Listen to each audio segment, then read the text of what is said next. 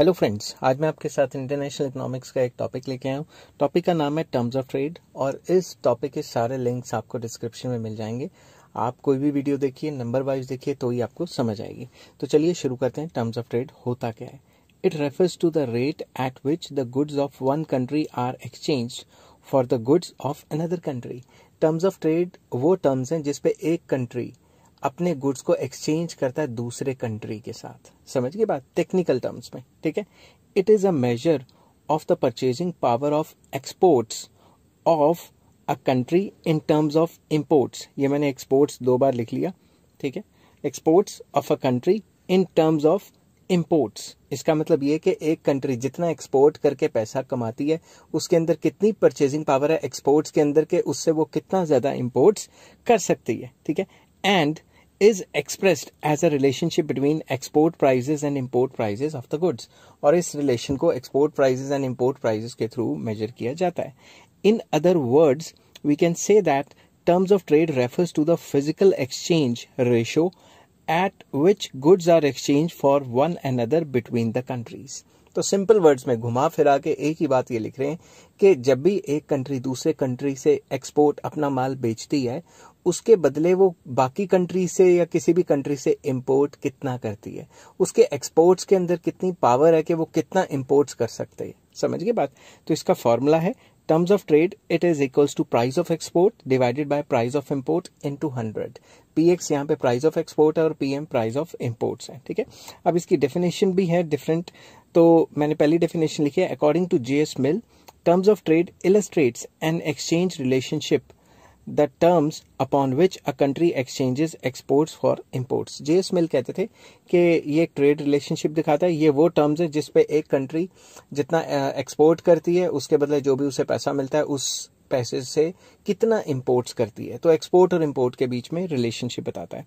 फिर according to Mayar, the rate at which one country's goods are exchanged against those of another is referred to terms of trade। ये भी वही बात।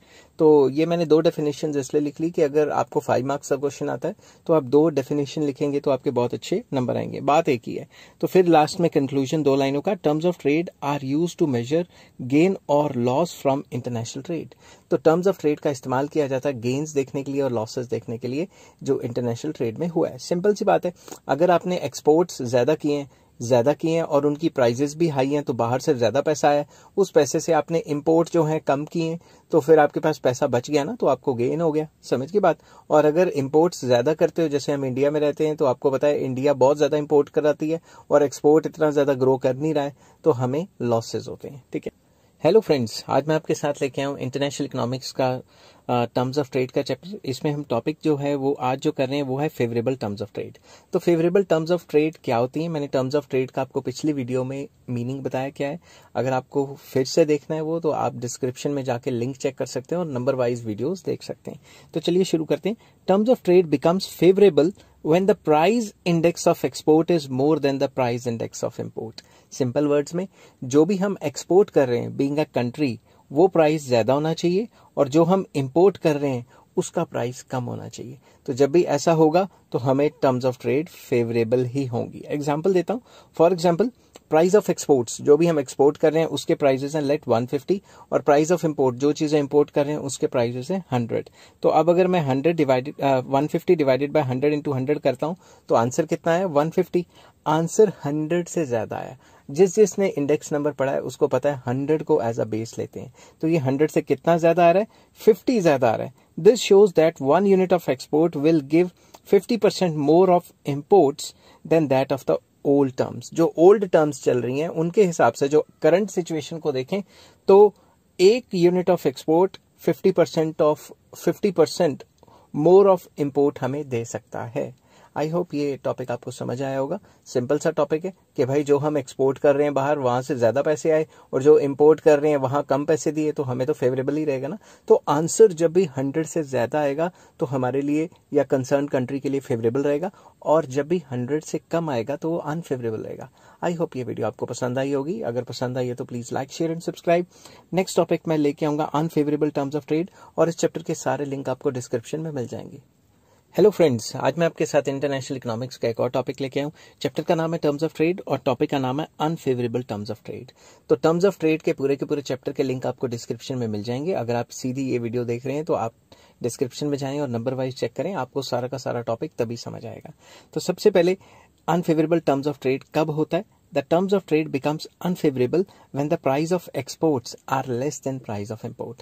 एक example देता हूँ। टर्म्स ऑफ ट्रेड अनफेवरेबल तब होता है जब प्राइस ऑफ एक्सपोर्ट जो है वो कम है। जैसे यहाँ पे मैंने एक्सपोर्ट का प्राइस लिया 105 और इंपोर्ट का प्राइस लिया 110। इसको इंटू 100 करेंगे, इंडेक्स निकालने की कोशिश करेंगे तो आंसर आएगा 95.45, जो कि 100 से कम आ रहा है। जितना 100 से कम आ रहा है उतना ही कंट्री को नुकसान है, उतनी ही टर्म्स अनफेवरेबल है। ठीक है, इन दिस केस, इस केस में हम क्या कह सकते हैं? 1 unit of export will buy approximately 5% less of import. मतलब जितना हमने एक्सपोर्ट किया उससे कुछ पैसे जेब में डाल के मतलब जो हमने एक्सपोर्ट किया उससे जितना पैसा आया उसमें 5% पैसे और ऐड करने पड़ेंगे, अपनी जेब से निकाल के और पैसे ऐड करने पड़ेंगे, तो ही हम इंपोर्ट ले सकते हैं जितना पहले ले रहे थे। आई होप ये वीडियो आपको पसंद आई होगी। बहुत सिंपल सी थी। एक बार फिर से कंक्लूड कर देता हूँ कि जितना आप एक्सपोर्ट करके पैसा कमा रहे हो वो कम है और जो इंपोर्ट करके पैसा दे रहे हो वो ज्यादा है। 100 से जितना कम आएगा उतना % ही नुकसान है, 100 से जितना ज्यादा आएगा उतना फायदा है। वो फेवरेबल टर्म्स ऑफ ट्रेड हो जाता है, 100 से कम आता है तो अनफेवरेबल टर्म्स ऑफ ट्रेड हो जाता है। अगर ये वीडियो पसंद आती है तो please like, share and subscribe. इस चैप्टर के सारे लिंक डिस्क्रिप्शन में मिल जाएंगे। नेक्स्ट टॉपिक मैं करूंगा types of terms of trade, कि different types of terms of trade क्या होते हैं। Till then take care, have a nice. Hello friends, आज मैं आपके साथ इंटरनेशनल इकोनॉमिक्स का एक और टॉपिक लेके आया हूँ। चैप्टर का नाम है टर्म्स ऑफ ट्रेड और टॉपिक का नाम है types of terms of trade के अंदर net barter terms of trade, जिसका दूसरा नाम कमोडिटी टर्म्स ऑफ ट्रेड भी है। तो इसके बारे में डिस्कशन करेंगे। चलिए शुरू करते हैं। Net barter terms of trade was propounded by professor Taussig. Professor Taussig ने ये जो टर्म है वो लेके आए थे। अगर इसके स्पेलिंग के प्रोनाउंसिएशन अलग हो सकते हैं तो आपको पता है इंग्लिश में थोड़े अलग हो सकते हैं। प्रोफेसर वाइनर, जिनका नाम प्रोफेसर जेकब वाइनर था, termed it as commodity terms of trade. तो बेसिकली प्रोपाउंड किन्होंने किया? टॉसिग ने, मगर प्रोफेसर जेकब वाइनर ने इसको दूसरा नाम दिया जो कि है commodity terms of trade. According to Taussig, net barter terms of trade or commodity terms of trade refers to the ratio between the price of exports and the price of imports at a given period compared to the earlier period। उन्होंने कहा था कि commodity terms of trade या net barter terms of trade क्या है? ये एक ratio है। किसके बीच में? Price of export and price of import. छोटे होते हम करते थे ना ratio A ratio B, A ratio B मतलब डिवाइड। तो इन्होंने कहा ये एक रेशो है। किसके बीच में? प्राइस ऑफ एक्सपोर्ट और प्राइस ऑफ इंपोर्ट के बीच में ये एक रेशो है। समझ गए बात? रेशो मतलब डिवाइड। और इस रेशो को कंपेयर करना है किसी और पीरियड से, मतलब जो कि पुराना पीरियड है। ठीक है, तो commodity terms of trade are expressed in the following formula. इसका फॉर्मूला लिखा हुआ है मैंने। टीसी मतलब commodity terms of trade, it is equals to price of export divided by price of import. और यहाँ पे जो टीसी है वो कमोडिटी टर्म्स ऑफ ट्रेड है, जिनको net barter terms of trade भी कहा जाता है। Px is the index of export prices and PM is the index of import prices. अब इनको कंपेयर कर लेते हैं। Commodity terms of trade in different time period can be measured by the following formula.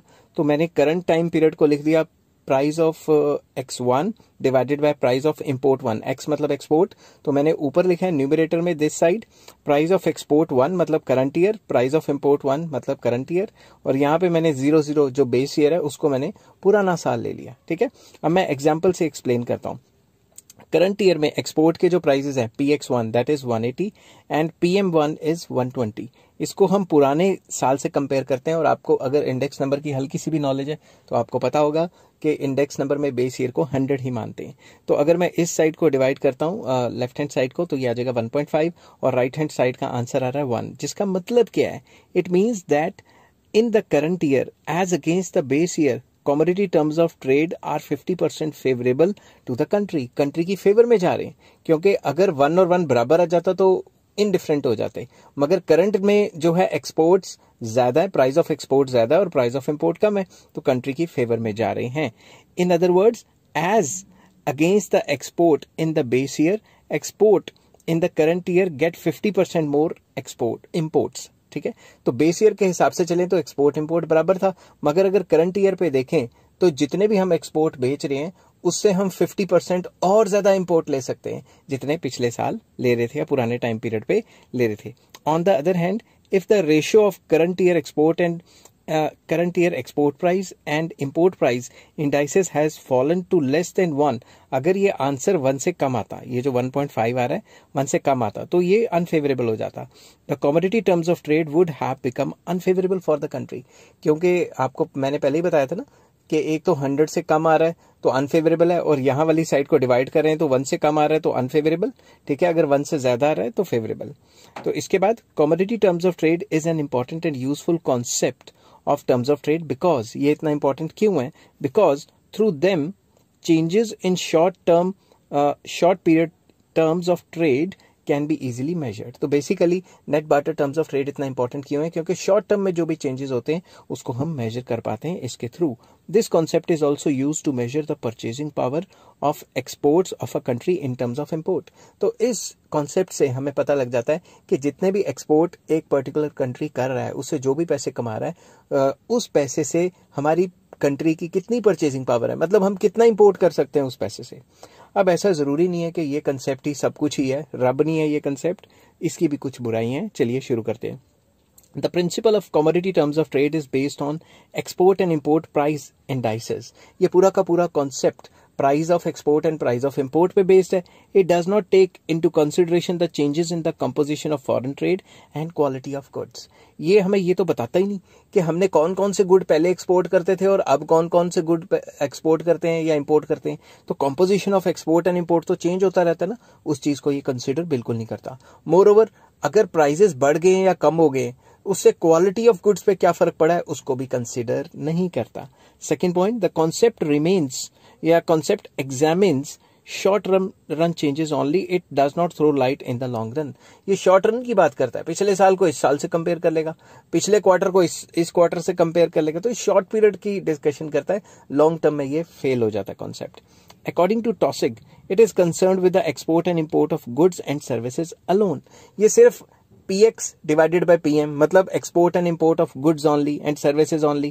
It does not include other items of balance of payment. जो balance of payment होती है एक country और rest of the world में transactions, उसमें तो capital transactions भी आ जाती हैं, unilateral transactions भी आ जाती हैं, कई टाइप की transactions आ जाती हैं जो ये consider नहीं करता.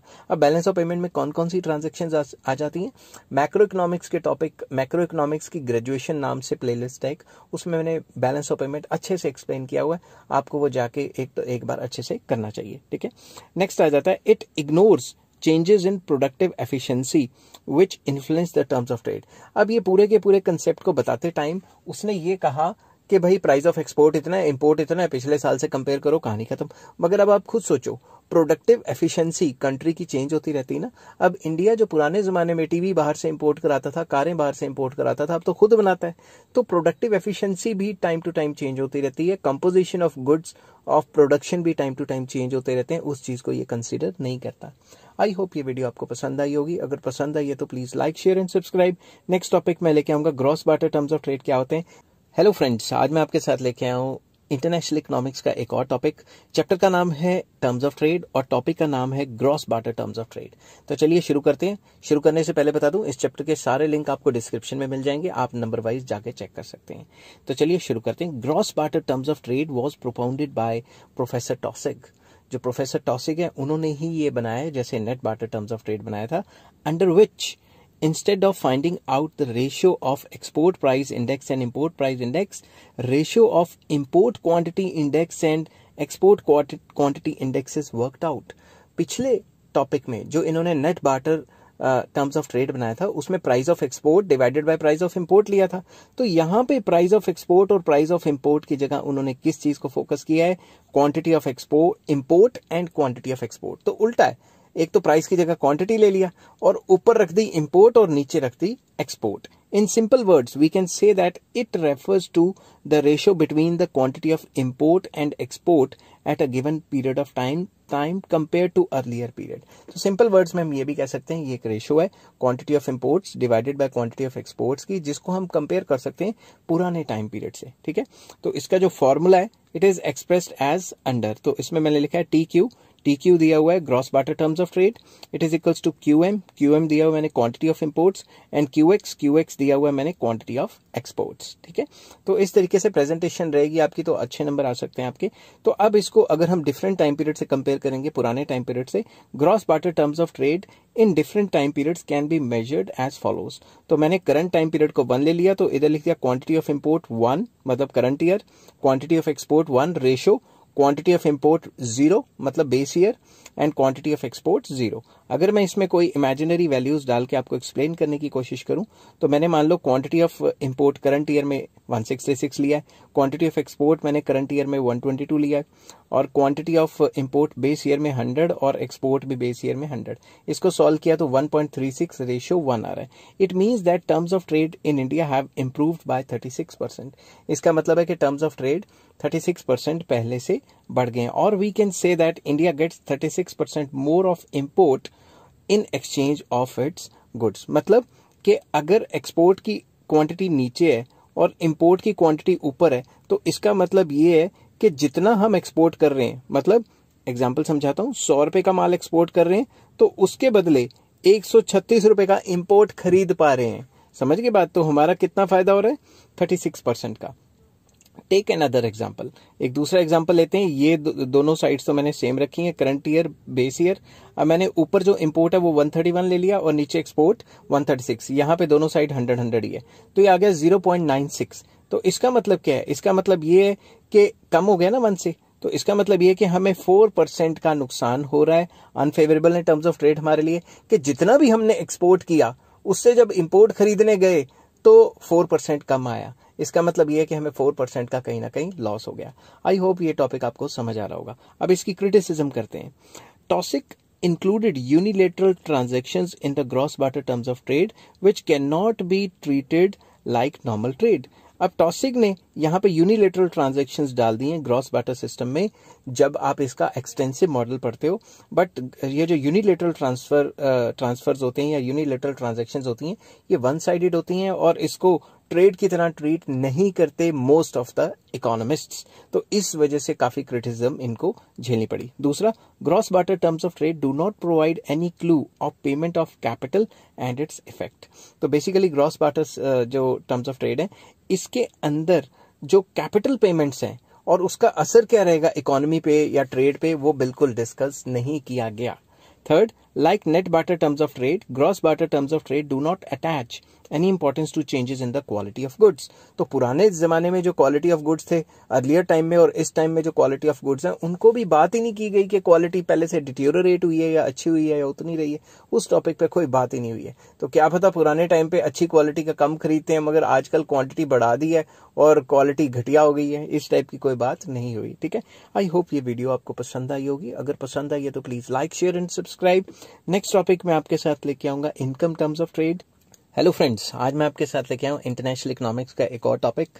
चैप्टर का नाम है टर्म्स ऑफ ट्रेड और टॉपिक का नाम है इनकम टर्म्स ऑफ ट्रेड। तो चलिए शुरू करते हैं। शुरू करने से पहले इस चैप्टर के सारे लिंक आपको डिस्क्रिप्शन में मिल जाएंगे। चलिए शुरू कर रहे हैं। The concept of income terms of trade was propounded bye G.S. डॉरेंस।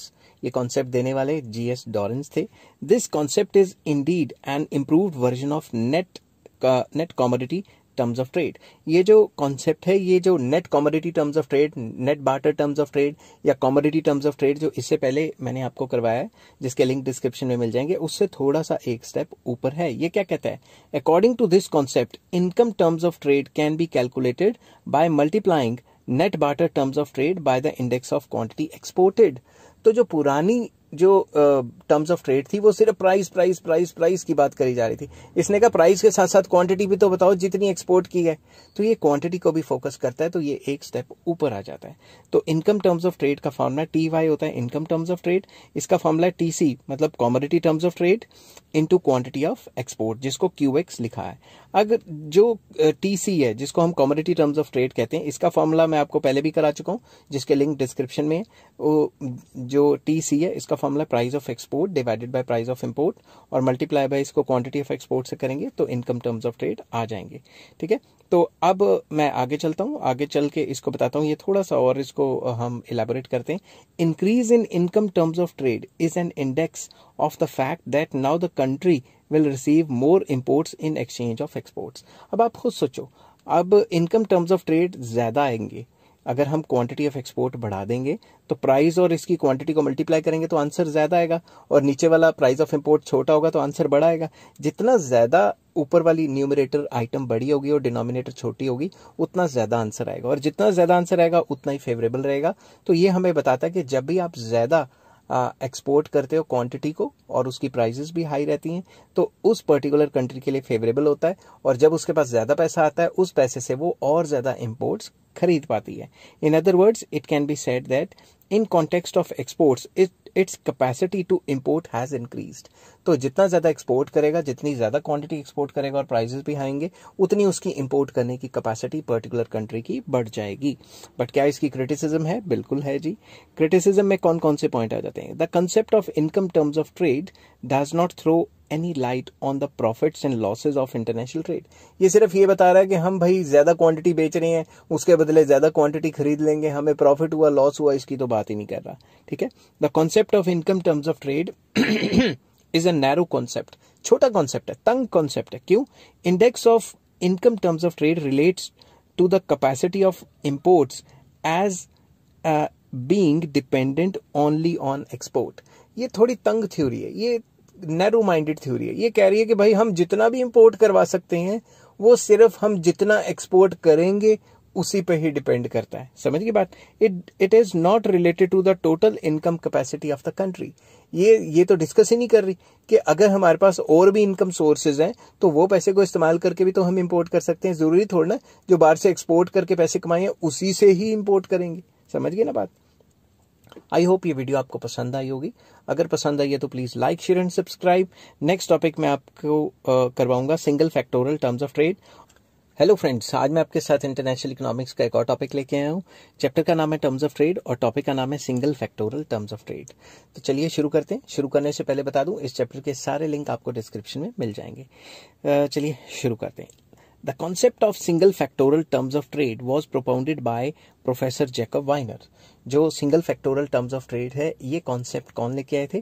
Professor Jacob Viner. अगर प्रोनाउंसिएशन अलग अलग हो रही है तो आप बंदे का नाम समझ लेना, जैकब वाइनर ही है।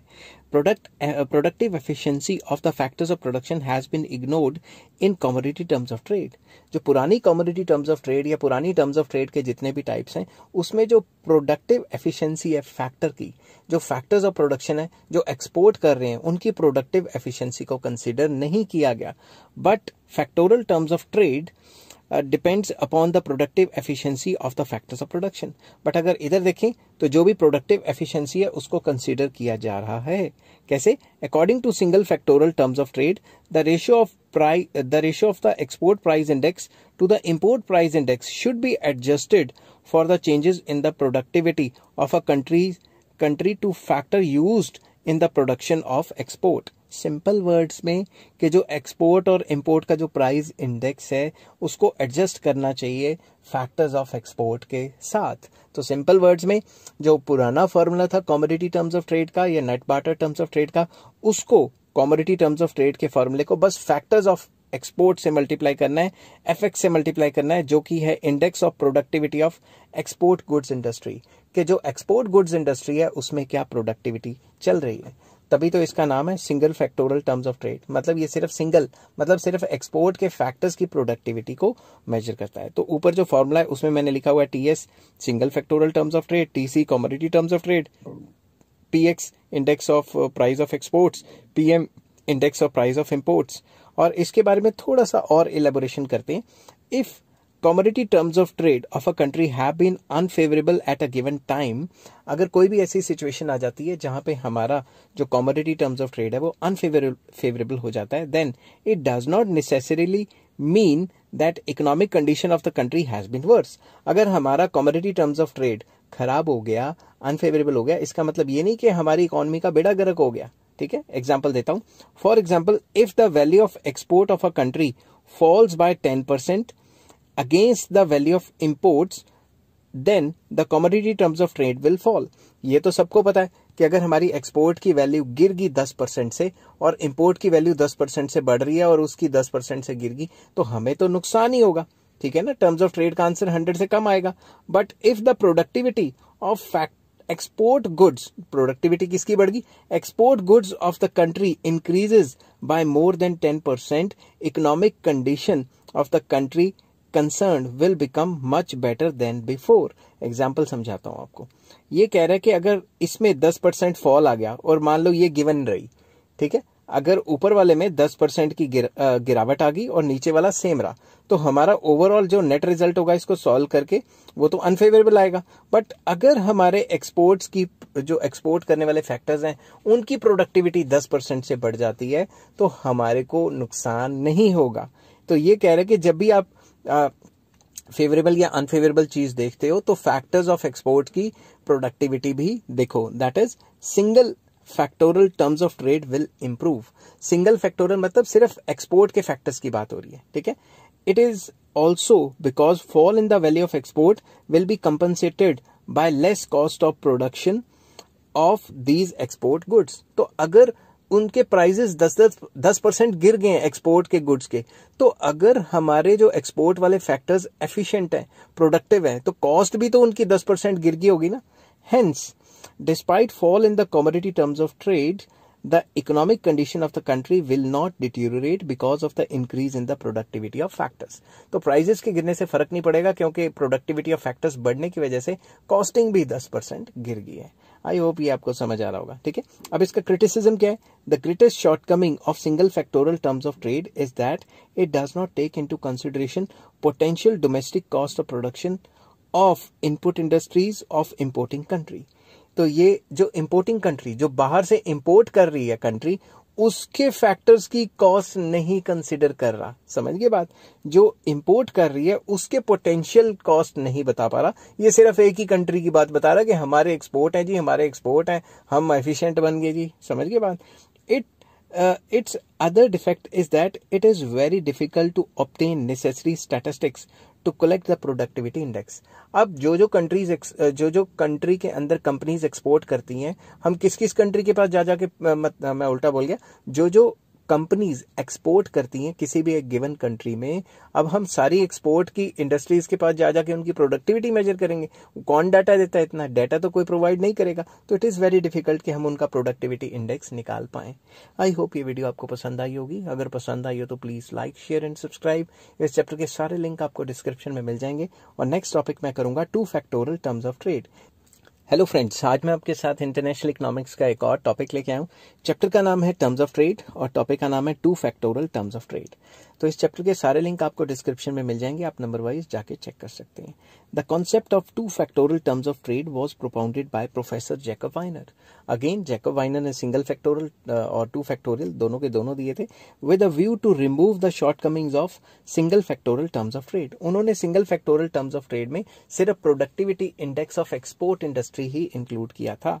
In case of single factorial terms of trade, productivity of factors producing export goods is taken into consideration, but no attention was paid to the domestic productivity of the factors producing import goods. तो जो import goods produce कर रहे हैं उनकी, जो within the country import goods produce कर रहे हैं उनकी productivity का कोई भी मतलब फॉर्मूले में ऐड कुछ भी नहीं किया था, ठीक है। In reality while determining the terms of trade, productivity of factors producing both import and export goods should be given equal importance. तो जब भी हम ऐसी टर्म्स ऑफ ट्रेड निकाल रहे हैं तो हमने फैक्टर्स ऑफ एक्सपोर्ट की प्रोडक्टिविटी जो है वो भी कंसीडर की है, तो फैक्टर ऑफ इंपोर्ट की भी प्रोडक्टिविटी कंसीडर करनी चाहिए। 2 factoral terms of trade takes into account the productivity of factors of production in countries' exports as well as productivity of foreign factors of production use in countries imports. तो मतलब export की productivity और import की productivity दोनों की दोनों consider करनी है। समझ रहे हो बात? अब इसका फॉर्मूला क्या है? TD stands for 2 factoral terms of trade या double factoral terms of trade. It is equals to TC मतलब commodity terms of trade multiply by FX divided by FM। तो FX होता है index of the productivity of export goods industries और FM होता है index of the productivity of import goods industries. और TC की जगह यहाँ पे प्राइस ऑफ एक्सपोर्ट और प्राइस ऑफ इंपोर्ट है। ये तो आपको अब तक याद ही हो गया होगा अगर आप नंबर वाइज ये वीडियोस की सीरीज देख रहे हैं। अब थोड़ा इसका conclusion, improvement in the double factoral terms of trade off a country means that the productivity of factors producing export goods has increased more than the productivity of the factors producing import goods। अब आपको पता है ना कि ये जो ऊपर है ये तो एक्सपोर्ट्स ऊपर दिए हुए हैं, तो अगर आंसर 100 से ज्यादा आता है तो इसका मतलब ये है कि हमारे कंट्री के जो फैक्टर्स हैं उनकी प्रोडक्टिविटी बढ़ रही है। और अगर आंसर 100 से कम आता है तो इसका मतलब जो इंपोर्ट के प्राइजेस और इंपोर्ट के जो फैक्टर्स ऑफ प्रोडक्शन है उनकी एफिशिएंसी बढ़ रही है, इसलिए फॉरेन कंट्री को फायदा हो रहा है। समझ गए बात? तो इसका क्रिटिसिज्म क्या है? अब क्रिटिसिज्म पे आते हैं। It is very difficult to estimate because to do so it is necessary to measure the productivity of import goods. हम किसी और कंट्री में जाएं और वहां के जो कंपनियां जो हमें माल बेच रही हैं, मतलब जिनसे हम इंपोर्ट कर रहे हैं, उनके कंट्री में जाके हम कैसे उनकी प्रोडक्टिविटी मेजर कर पाएंगे? काफी मुश्किल है। It is not possible to measure gains of international trade. तो इस केस में भी हमें गेन्स का पता ही नहीं लगेगा किसको कितना हुआ, सिर्फ हम प्रोडक्टिविटी मेजर ही करते रह जाएंगे। आई होप ये वीडियो आपको पसंद आई होगी। अगर पसंद आई है तो please like, share and subscribe. Hello friends, आज मैं आपके साथ लेके आया हूँ इंटरनेशनल इकोनॉमिक्स का एक और टॉपिक। चैप्टर का नाम है टर्म्स ऑफ ट्रेड और टॉपिक का नाम है real cost terms of trade. तो चलिए शुरू करते हैं। The concept of real cost terms of trade was propounded by Jacob Viner. ये भी प्रोफेसर जैकब वाइनर ने दिया in order to calculate the real gain of international trade. International trade में रियल गेन क्या हुआ उसको मेजर करने के लिए उन्होंने ये कंसेप्ट दिया है। Under this concept, import and export goods are compared according to their utility. Import goods और export goods की उनको utility के हिसाब से compare किया जाएगा। Real cost of both import and exports are worked out, मतलब जो भी real cost है export की और import की उनको अच्छे तरीके से छाना जाएगा। Real cost of export is sacrifice of utility। जब भी आप बाहर export करते तो उसकी real cost क्या है? Utility sacrifice कर ली। घर में रहते तो घर का consumption करते ना, तो utility तो बढ़ती। And real cost of import is gain of utility. तो वो कहते थे जब बाहर से जो आएंगे गुड्स आएंगे हमारे पास तो हम उनको कंज्यूम करेंगे, तो उनकी रियल कॉस्ट क्या है? उनकी रियल कॉस्ट है गेन्स जो यूटिलिटी में हमने ली। Their difference is the index of real gain of international trade. जो उनमें जो डिफरेंस होगा, जो utility gain minus utility loss, उसमें जो डिफरेंस होगा वही रियल गेन्स होंगे इंटरनेशनल ट्रेड से। बट उन्होंने फॉर्मूले में थोड़ा सा ट्विस्ट मार दी। TR basically stands for real cost terms of trade. It is equals to TS मतलब single factoral terms of trade. और single factoral terms of trade का आपको फॉर्मूला तो पता ही है ना, ये वाला price of export over price of import into factor of export. अगर आपको ये फॉर्मूला नहीं पता तो आपको लिंक डिस्क्रिप्शन में मिल जाएगा, नंबर वाइज जाके चेक कीजिए, बड़ा मजेदार है ये चैप्टर, ठीक है। और PX तो पता ही आपको, index of export prices. PM भी पता ही है आपको अगर आप रेगुलर देख रहे हैं वीडियो, तो index of import prices. FX जो है ये वाला, तो ये प्रोडक्टिविटी ऑफ एक्सपोर्ट फैक्टर्स हैं और इसमें सिर्फ RX लिया है। ये इसकी बिगेस्ट क्रिटिसिज्म है कि इसने sacrifice of utility inherent in exports लिया है और इंपोर्ट की बात ही नहीं की, इंपोर्ट को फॉर्मूले में दिया ही नहीं। तो इसने सिर्फ ये कहा है कि रियल कॉस्ट हमें यही पड़ती है कि हम बाहर गुड्स भेज देते हैं, उसके बदले जो पैसा आता है उससे इंपोर्ट से हमें फायदा तो होता है, मगर इसने फॉर्मूले में ऐड नहीं किया, ठीक है। तो क्रिटिसिज्म भी इसकी यही है। Main defect of real cost terms of trade is that it is concerned only with the quantity of foreign goods obtained with real cost inherent in exports। कि जो एक्सपोर्ट करेंगे उसमें एक रियल कॉस्ट पड़ती है हमें, सेक्रीफाइस ऑफ यूटिलिटी होता है। It completely ignores the import side. Import side के बारे में हल्का फुल्का बता देता है, मगर फॉर्मूले में RX ही है, RM बिल्कुल नहीं है। आई होप ये वीडियो आपको पसंद आई होगी। अगर पसंद आई हो तो please like, share and subscribe.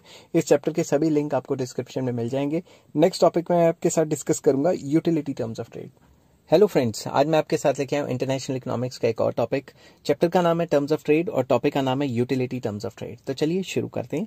Utility terms of trade was propounded by professor Jacob Viner. Again professor Jacob Viner ने यूटिलिटी टर्म्स ऑफ ट्रेड दिए थे। ये क्या कहते हैं? It is an improved version of real cost terms of trade.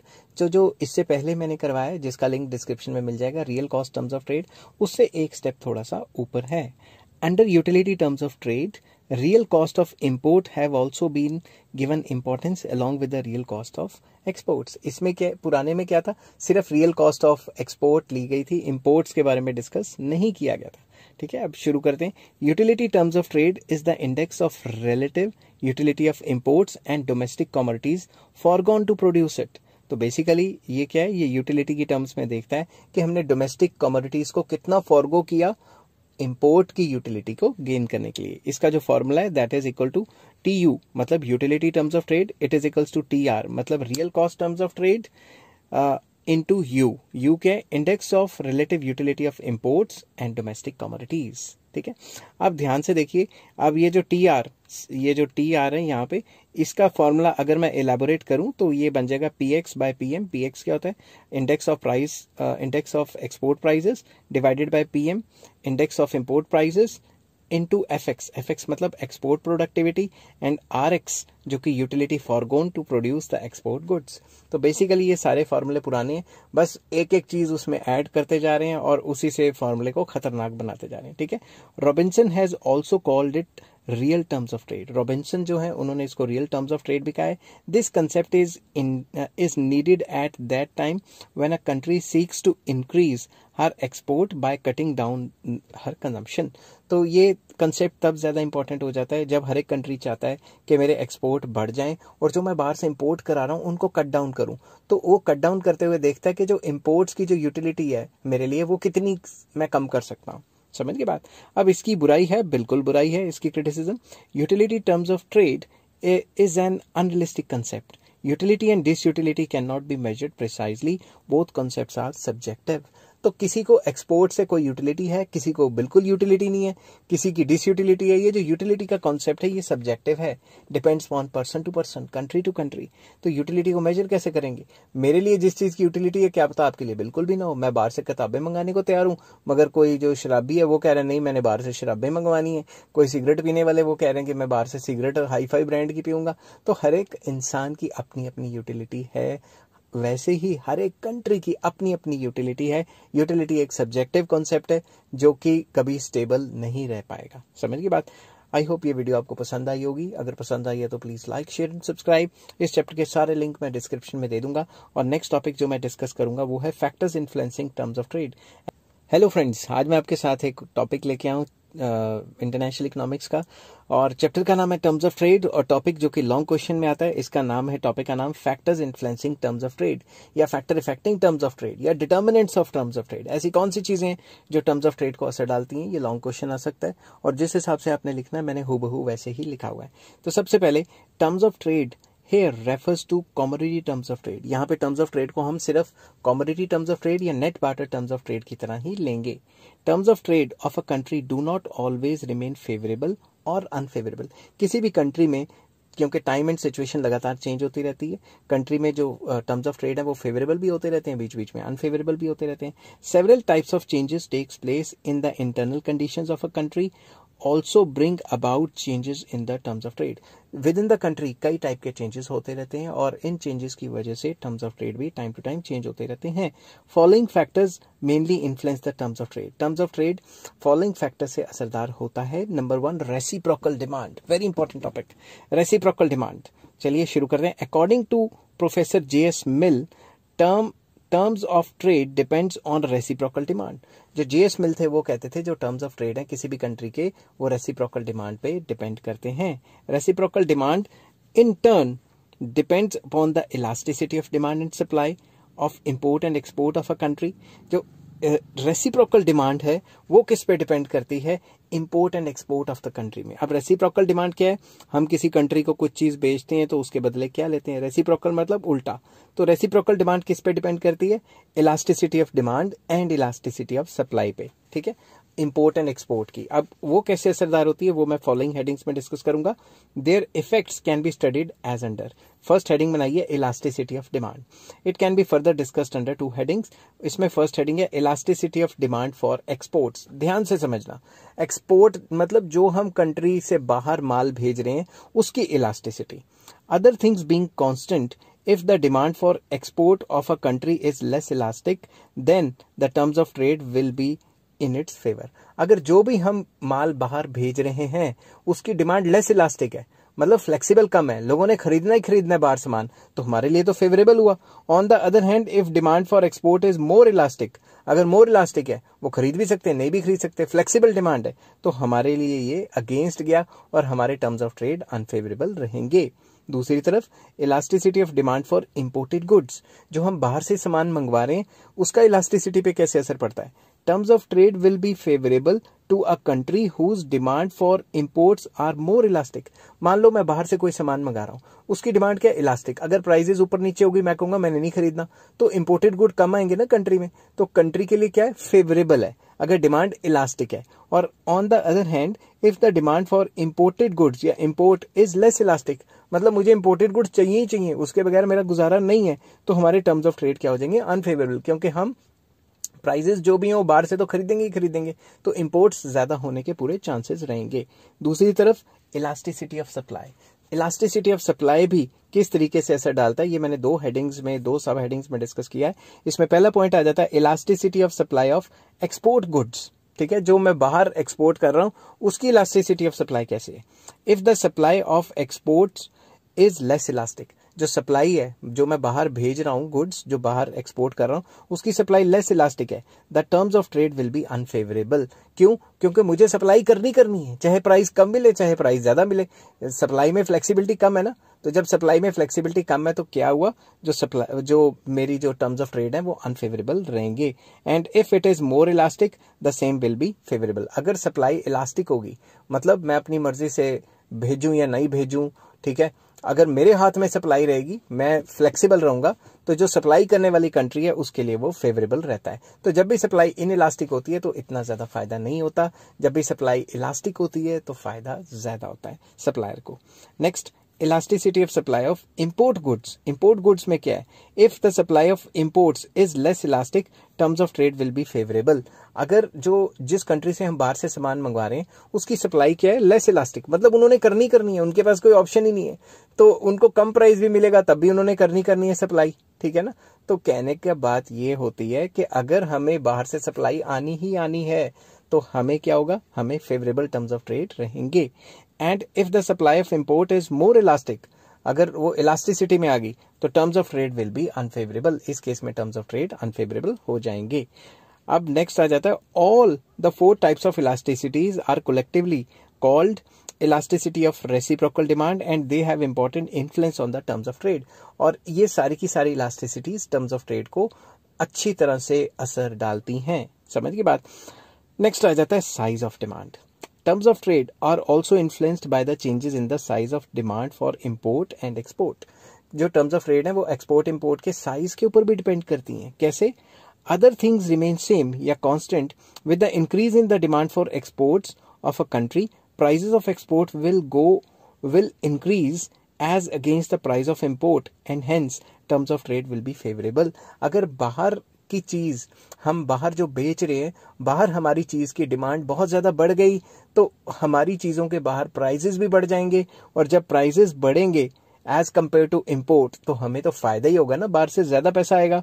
On the other hand if the demand for imports increase, अगर हमारे country में वो चीजों की डिमांड बढ़ गई जो इंपोर्ट करते हैं हम, तो अगर इंपोर्ट्स के प्राइसेस की मतलब इंपोर्टेड गुड्स की डिमांड बढ़ गई है तो इंपोर्टेड गुड्स के प्राइसेस भी बढ़ जाएंगे जो हमारे लिए अनफेवरेबल रहेंगे given the prices of exports. तो डिमांड भी असर डालती है, क्वांटम ऑफ डिमांड भी असर डालती है टर्म्स ऑफ ट्रेड पे। नेक्स्ट आ जाता है availability of substitutes. If substitutes of a goods imported becomes available in the same country, the terms of trade will be favorable to it.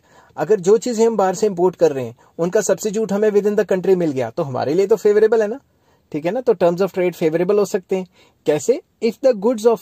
if the substitutes of a good imported become available in the same country, अगर जो भी goods हम बाहर से import करा रहे हैं अगर उनके सब्स्टिट्यूट्स हमें सेम कंट्री में मिल जाते हैं तो हमारे लिए टर्म्स ऑफ ट्रेड फेवरेबल हो सकती है। हम उसको कह सकते हैं भाई इस रेट पे तो हमें घर में ही अवेलेबल है, रेट सस्ता कर नहीं तो जाओ, ठीक है ना। On the other hand if the substitutes of a goods exported becomes available in the foreign countries then terms of trade will be unfavourable for to the exporting country. अगर जो माल हम बाहर एक्सपोर्ट कर रहे हैं वही सेम टू सेम क्वालिटी का माल उनको उनके कंट्री में कोई और बनाने लग गया तो एक्सपोर्टिंग कंट्री को अनफेवरेबल टर्म्स ऑफ ट्रेड हो जाएंगे, क्योंकि जो एक्सपोर्टिंग कंट्री है वो ये कहेगी भाई मैं तो अब अपने घर से ही खरीद सकती हूँ, या तो मुझे सस्ता दे, नहीं तो मैं घर से खरीद लूंगी। समझ की बात। नेक्स्ट आ जाता है taste and preferences of the people. If people of a country have a craze for imported goods and they give preference to their consumption, then the terms of trade will be unfavorable to a country. अगर लोगों का एक craze है कि हमने भाई वही चीज पहननी है जो कोई फॉरेनर ने पहनी हुई है, कोई हॉलीवुड स्टार ने पहनी हुई है, कोई विराट कोहली ने पहनी हुई है, नाइकी पहननी है या फिर एडिडास पहननी है जो सचिन तेंदुलकर पहनता है, तो ऐसे तो हम फॉरेन के गुड्स खरीदते रहेंगे। तो जब फॉरेन के गुड्स खरीदेंगे तो हमारे टर्म्स ऑफ ट्रेड खराब ही रहेंगे, क्योंकि फॉरेन की चीजों की डिमांड बढ़ जाएगी। On the other hand, if the people have little preferences for imported goods, the terms of trade will be favourable. अगर बजाय इसके कि इंपोर्टेड गुड्स के बजाय हम अपने घर के गुड्स को फोकस करें, उन गुड्स को फोकस करें जो विद इन द कंट्री बनते हैं, तो टर्म्स ऑफ ट्रेड फेवरेबल हो सकती हैं। नेक्स्ट आ जाता है size of population. Intensity of demand for imported goods is relatively more for a country having large population, and as such terms of trade will turn against such a country. किसी भी country में अगर population बहुत ज्यादा है तो उसकी demand बहुत ज्यादा हो जाएगी, और उस डिमांड को सेटिस्फाई करने के लिए इंपोर्ट्स बहुत ज्यादा करने पड़ेंगे, तो इसलिए टर्म्स ऑफ ट्रेड खराब हो सकती हैं। On the other hand, terms of trade will be favourable for a country having small population. अगर छोटी सी पॉपुलेशन है कंट्री की तो बाहर से कितना सामान मंगवा लेंगे, समझ गए ना बात। तो इंपोर्ट जो है वो कम ही रहेंगे हमेशा, और टर्म्स ऑफ ट्रेड फेवरेबल होंगी। नेक्स्ट आ जाता है changes in the factor endowment and technology. With increase in the availability of factor endowment and use of improved technology, exports will increase more and imports will reduce, leading to favorable terms of trade. अब simple सा logic है इसमें। अगर हमारे country में terms of trade अच्छे हो सकते हैं, कैसे? टर्म्स ऑफ ट्रेड तब अच्छे हो सकते हैं जब हमारे कंट्री में वही फैक्टर्स मिलने लग गए जो फैक्टर्स हमें चाहिए थे। जिन गुड्स को हम बाहर से इंपोर्ट कराते थे, उन गुड्स को विद इन द कंट्री बनाने के लिए फैक्टर्स मिलने लग गए, तो टेक्नोलॉजी भी अच्छी हो गई हमारी। तो अब हम क्या करेंगे, अब वो चीजें जो बाहर से मंगाते थे वो विद इन द कंट्री बनाना शुरू कर देंगे, उससे हमारे टर्म्स ऑफ ट्रेड फेवरेबल हो जाएंगे। ऊपर से अगर हम विद इन द कंट्री सामान बनाएंगे तो हम एक्सपोर्ट गुड्स, जो एक्सपोर्ट करने वाले गुड्स हैं, वो भी अच्छी क्वालिटी के बनाने शुरू कर देंगे, जिससे कि हमारी एक्सपोर्ट्स भी काफी बढ़ जाएंगे। नेक्स्ट आ जाता है effects on tariff. Other things being constant, with the increase in custom duty import falls. अगर किसी भी कंट्री ने बाहर से गुड्स आ रहे हैं उसके ऊपर कस्टम ड्यूटी लगा दी या कुछ लगा दिया, टैक्स टुक्स लगा दिए, तो इंपोर्ट गिर जाएंगे, क्योंकि इंपोर्टेड गुड के प्राइसेस बढ़ जाएंगे, लोग डिमांड नहीं करेंगे। Consequently the terms of trade becomes favourable and vice versa. तो इससे क्या होगा, जब भी कोई बाहर से सामान आता है उस पर टैक्स टुक्स लगा लेते हैं तो उसके प्राइसेस बढ़ जाते हैं, लोग खरीदते नहीं, तो जब खरीदेंगे नहीं तो बाहर से आने कम हो जाएंगे, तो उससे क्या होगा, terms of trade concern country के लिए फेवरेबल हो जाएंगे। नेक्स्ट आ जाता है devaluation. As a result of devaluation, exchange rate of a country depreciates. Exchange rate of the currency of a country depreciates. तो जब भी हम डिवैल्यूएशन करते हैं अपनी करेंसी की, तो हमारी करेंसी की वैल्यू गिर जाती है। फॉर एग्जांपल $1 लेट 70 रुपए का है, अगर हमने डिवैल्यू कर दी तो $1 80 रुपए का हो जाएगा। समझ की बात। It may lead to favourable और अनफेवरेबल टर्म्स ऑफ ट्रेड। इससे फेवरेबल इफेक्ट भी आ सकता है, अनफेवरेबल इफेक्ट भी आ सकता है। कैसे? The terms will become favourable if the act of devaluation results in more demand for exports so as to compensate loss arising out of the less price of the export. Favourable तब होगा जब हमारे country का exchange rate गिरा devaluation की वजह से, जिससे हमारे एक्सपोर्ट्स बहुत ज्यादा बढ़ गए, और एक्सपोर्ट इतने ज्यादा बढ़ गए कि क्वांटिटी इतनी ज्यादा बढ़ गई कि जितने % हमारी वैल्यू करेंसी की गिरी थी उससे कई गुना ज्यादा एक्सपोर्ट बढ़ गए, तो हमारी कंट्री फेवरेबल रहेगी। If devaluation does not stimulate demand for export or increase the demand very little, then the terms of trade will be unfavorable. अगर devaluation की वजह से हमारे जो exports हैं वो बढ़े ही नहीं या थोड़े बहुत बढ़े तो उससे कोई फर्क नहीं पड़ेगा, terms of trade unfavorable ही हो जाएंगी। Next आ जाता है effect on economic development. Effect of economic development on terms of trade. Economic development affects the terms of trade in different ways. जब भी कोई भी कंट्री तरक्की करता है तो टर्म्स ऑफ ट्रेड डिफरेंट तरीके से असरदार होते हैं। The first effect is that due to economic development per capita income of the people increase. First effect तो यही है, जैसे जैसे इकोनॉमिक डेवलपमेंट होगी पर कैपिटा इनकम बढ़ेगी। This encourages demand for imports. जितनी ज्यादा बंदे की हमारी इनकम बढ़ेगी, पर कैपिटा इनकम बढ़ेगी, हम इम्पोर्टेड गुड्स ज्यादा यूज करेंगे। This effect is called demand effect, कि जैसे हमारी इनकम बढ़ी हमने डिमांड बढ़ा दी। The other effect is that due to economic development total production in the country increases. दूसरा इफेक्ट कहता है कि इकोनॉमिक डेवलपमेंट की वजह से हमारे कंट्री में प्रोडक्शन बढ़ जाएगी। It results into more exports and less imports. तो जब हमारे कंट्री में ही सामान सारा बनने लग गया तो हम एक्सपोर्ट ज्यादा करेंगे और इंपोर्टेड आइटम्स कम करेंगे, तो it is called supply effects. इसको सप्लाई इफेक्ट कहा जाता है। Effect on economic development on terms of trade is joint result of demand effect and supply effect. जो भी टर्म्स ऑफ ट्रेड पे असर पड़ेगा वो कॉम्बिनेशन होगा किसका, डिमांड इफेक्ट का भी, सप्लाई इफेक्ट का भी। If the demand effect is more powerful than supply effect, then terms of trade will be relatively more increase. इससे क्या होगा, there will be relatively more increase in the imports of the country leading to unfavourable terms of trade. अगर demand effect ज्यादा है तो demand effect क्या कहता था, पर कैपिटा इनकम बढ़ेगी तो हम इंपोर्टेड गुड्स खाना शुरू कर देंगे।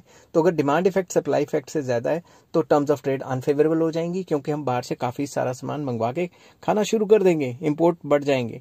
On the other hand, if supply effect is more powerful then there will be relatively more increase in the exports from the country leading to favourable terms of trade. अगर supply effect ज्यादा है तो हमारे country से ज्यादा export goods बाहर जाने लग जाएंगे, तो उससे हमारा फेवरेबल टर्म्स ऑफ ट्रेड हो जाएगा। लास्ट पॉइंट आ जाता है आपका political relation. Terms of trade are very much influenced by the political relations and conditions. जो पॉलिटिकल कंडीशंस हैं और जो पॉलिटिकल रिलेशंस हैं उससे काफी ज्यादा असरदार होता है टर्म्स ऑफ ट्रेड। कैसे, availability of a commodity from a given country may become easy और difficult on account of political relations. अगर किसी कंट्री के साथ पॉलिटिकल रिलेशंस अच्छे हैं तो चीज की अवेलेबिलिटी आसानी से हो जाती है। जैसे अब रशिया ने यूक्रेन के ऊपर अटैक किया, ठीक है, अब सारा यूरोप और अमेरिका एक तरफ हो गया है और वो चाहता है कि इंडिया भी इसको क्रिटिसाइज करे, मगर इंडिया टैक्टफुली इसको डील कर रहा है। इंडिया क्या कह रहा है, रशिया से भी बना के रखिए, उनसे भी बना के रखिए और रशिया से सस्ता तेल ले ही जा रहा है कि भाई जितना वर्ल्ड मार्केट में चल रहा है, रशिया कह रहा है भाई तू मेरी साइड रहे, जितना वर्ल्ड मार्केट में तेल चल रहा है उससे सस्ता दूंगा तेरे को। समझ गई बात। तो ऐसे पॉलिटिकल रिलेशन से फायदा मिल जाता है, टर्म्स ऑफ ट्रेड अच्छे हो सकते हैं। तो इंडिया के लिए तो फायदा ही है, ठीक है। अब ये तो हमारी फॉरेन पॉलिसी है, तो अब ये अच्छी है बुरी है ये मैं आपके ऊपर छोड़ता हूँ, मगर जो है वो चीज मैं बता रहा हूँ। मेरा मकसद यहाँ किसी को क्रिटिसाइज करना नहीं है, मेरा मकसद है जो सिचुएशन है उसको बताना। Adverse political conditions turns terms of trade unfavourable. अगर टर्म्स ऑफ ट्रेड, अगर हमारी जो पॉलिटिकल रिलेशंस है वो किसी कंट्री के साथ अच्छे नहीं है तो उससे हमारे टर्म्स ऑफ ट्रेड खराब हो सकते हैं। आई होप ये वीडियो आपको पसंद आई होगी, थोड़ी लंबी हो गई थी, और अगर पसंद आई है तो please like share and subscribe. इस चैप्टर के सारे लिंक आपको डिस्क्रिप्शन में मिल जाएंगे। और इस चैप्टर का लास्ट टॉपिक बचा हुआ है problems of measurement of terms of trade, कि हमें ये प्रॉब्लम आती है कि हम मेजर कैसे करें टर्म्स ऑफ ट्रेड को। हेलो फ्रेंड्स, आज मैं आपके साथ इंटरनेशनल इकोनॉमिक्स का एक और टॉपिक लेके आया हूँ। चैप्टर का नाम है टर्म्स ऑफ ट्रेड और टॉपिक का नाम है problems of measurement of terms of trade. Terms of trade को मेजर करने में काफी प्रॉब्लम्स फेस होती हैं, कौन कौन सी होती हैं वो डिस्कस करेंगे। इस चैप्टर के सारे लिंक आपको डिस्क्रिप्शन में मिल जाएंगे। चलिए विदाउट वेस्टिंग एनी टाइम शुरू करते हैं। The terms of trade of a nation are given by ratio of the price index of its exports and price index of its imports। तो आपको ये तो पता है ना, price of export over price of import, ये terms of trade को major करने के फॉर्मूले होते हैं। और भी कई फॉर्मूले होते हैं जो मैंने डिस्क्रिप्शन में जिनके लिंक दिए हुए हैं। The use of price indices to measure the terms of trade suffers from following limitations। हमने प्राइजेस ले तो लिए हैं, अब इनके मेजर करने में क्या क्या जो डिफिकल्टीज हैं वो मैं फॉलोइंग पॉइंट्स में डिस्कस करूंगा। Change in composition, it does not take into account the changes in the composition of foreign trade and quality of goods। तो हम प्राइसेस ऑफ एक्सपोर्ट इंपोर्ट तो डिस्कस करते रहते हैं, मगर किन गुड्स के प्राइसेस हैं क्या पता। हम 2-3 साल पहले जो गुड्स मंगवाते थे वो अब नहीं मंगवाते, कोई और गुड्स मंगवाते हैं, और क्या पता उनकी क्वालिटी ऊपर नीचे हो गई है, वो चीज को कंसिडर नहीं करता terms of trade. Terms of trade जो कंपोजिशन ऑफ गुड्स हैं, एक्सपोर्ट इंपोर्ट हैं, और जो क्वालिटी है उसको कंसिडर नहीं करता। ये सबसे बड़ी इसकी डीमेरिट है। नेक्स्ट आ जाता है problem of weightage. The price index measurement fails to assign appropriate weightage to various commodities that are internationally traded. तो ये जो टर्म्स ऑफ ट्रेड है ये इस चक्कर में भी फेल हो जाता है, क्योंकि जो भी गुड्स हम बाहर से इंपोर्ट करवाते हैं या कोई भी गुड जो एक्सपोर्ट करते हैं उसको जो वेटेज देनी चाहिए वो वेटेज ये नहीं दे पाता। फॉर एग्जाम्पल, इंडिया बाहर से क्रूड ऑयल इंपोर्ट कराती है, तो क्रूड ऑयल हमारी सबसे बड़ी प्रायोरिटी है, ठीक है, क्योंकि हमारे इंडिया में जितनी कंजम्पशन है उतनी प्रोडक्शन है ही नहीं, शायद 5-10% भी नहीं है, ठीक है। तो बहुत ज्यादा बाहर से क्रूड ऑयल आता है, तो अब आप खुद सोचो, तो उसको वेटेज बहुत ज्यादा देनी चाहिए। तो जब भी हम टर्म्स ऑफ ट्रेड कैलकुलेट करते हैं तो किस कमोडिटी को कितनी वेटेज देनी है ये कंसीडर ही नहीं करते। तो मेजरमेंट करते हुए सबकी सेम बराबरी थोड़ी ना होगी। बाहर से मान लो अमेरिका का कोई दलिया आ रहा है यहाँ पे बेचने के लिए। दलिया क्या होता है, जो गंदम होता है उसको चूरा चूरा करके निकालते हैं, या कोई भी बाहर से कोई खाने पीने की चीज आ रही है, वो कम इंपॉर्टेंट है, उसको कम वेटेज देनी चाहिए। क्रूड ऑयल को ज्यादा वेटेज देनी चाहिए क्योंकि इंडिया क्रूड ऑयल प्रोड्यूस नहीं करता। इस वजह से ये मेथड, ये जो टर्म्स ऑफ ट्रेड के मेथड्स हैं, ये थोड़े अनरियलिस्टिक हो जाते हैं, मेजर करने मुश्किल है, क्योंकि ये किस गुड को कितनी वेटेज देनी है वो नहीं बताते। Next, price ambiguity. The price indices of import and exports are generally based on the price declared to the custom authorities. जो भी हम प्राइस एक्सपोर्ट या इंपोर्ट करते हैं उसमें बेसिकली जो प्राइजेस हम लेते हैं वो कौन से प्राइजेस लेते हैं, जो कस्टम अथॉरिटीज को हमने रिपोर्ट करना है। बट इन रियलिटी क्या होता है, द प्राइस में differ from actual selling price of the import and export in the market. अब ये चालाकी कौन करता है, ये चालाकी करता है चाइना। आपने देखा है जब भी चाइना से आप सामान मंगाते थे पहले, अली बाबा से या अली एक्सप्रेस से, तो जब भी वो सामान भेजते थे उस पे लिखा होता था ये तो गिफ्ट आइटम है शुरू में, फिर लिख लेते थे ये इससे कम का आइटम है। समझ की बात। तो कभी कभी जो एक्सपोर्ट इंपोर्ट वाले हैं ये क्या करते हैं, ये सही प्राइस डिक्लेयर नहीं करते, सिर्फ कस्टम वालों को, जो इंपोर्ट करने वाली कंट्री है या एक्सपोर्ट करने वाली कंट्री है, उसमें उल्ट पुल्ट सा प्राइस दे देते हैं ताकि इनका टैक्स टुक्स बच जाए। समझ की बात। तो प्राइस एम्बिग्यूटी बहुत ज्यादा है क्योंकि ये सही प्राइस डिक्लेयर नहीं करते। नेक्स्ट आ जाता है short term index. The concept examines short term changes only, it throws no light on the long term changes. ये सिर्फ बताता है कि अभी पीएक्स मतलब price of export by price of import इतना है, पिछले टाइम में इतना था, over the period of time 5-5, 7-7, 8-8 साल में कितना हुआ है उसको कंसीडर नहीं करता। नेक्स्ट आ जाता है exclusion of items. It is concerned with the export and import of goods and services alone. इसमें सिर्फ गुड्स एंड सर्विसेज की बात हो रही है, इंपोर्ट और एक्सपोर्ट की। It does not include the other items of balance of payment like capital transactions, unilateral transactions, etcetera etcetera. तो इसके अंदर जो बैलेंस ऑफ पेमेंट की जो अदर आइटम्स हैं वो नहीं आती। बैलेंस ऑफ पेमेंट की और कौन सी आइटम्स हैं कैपिटल अकाउंट की, वो आपको बैलेंस ऑफ पेमेंट के चैप्टर में मिलेंगी, जो मैंने मैक्रो इकोनॉमिक्स ग्रेजुएशन लेवल के नाम से एक प्लेलिस्ट बनाई हुई है, उसमें एंड में जाके चैप्टर है बैलेंस ऑफ पेमेंट का, आप उसको अच्छे से पढ़ सकते हैं। Last is changes in productive efficiency. ये प्रोडक्टिव एफिशिएंसी की स्टडी इतनी ज्यादा नहीं कर पाता, गिवन टाइम की कर पाता है। इसमें for example it ignores the changes in the productive efficiency, any change in productive efficiency will change the terms of trade. For example India कोई चीज इंपोर्ट करवा रहा है, ठीक है, इंडिया कोई चीज इंपोर्ट कर रहा है, अब 3-4 साल के बाद प्रोडक्टिव एफिशिएंसी चेंज हो गई या टेक्निकल नो हाउ हमारे कंट्री में आ गई और हम वो चीज इंपोर्ट करानी बंद कर देते हैं, तो इस चीज को ये कंसिडर नहीं करता कि क्या पता एफिशिएंसी बढ़ गई हो, क्या पता एफिशिएंसी कम हो गई हो, कम हो या ज्यादा हो, या वो गुड हम कर रहे हैं नहीं कर रहे हैं, ये किसी चीज की स्टडी नहीं करता। आई होप ये वीडियो आपको पसंद आई होगी। अगर पसंद आई है तो please like, share and subscribe. इस चैप्टर के सारे लिंक आपको डिस्क्रिप्शन में मिल जाएंगे। Take care, bye bye.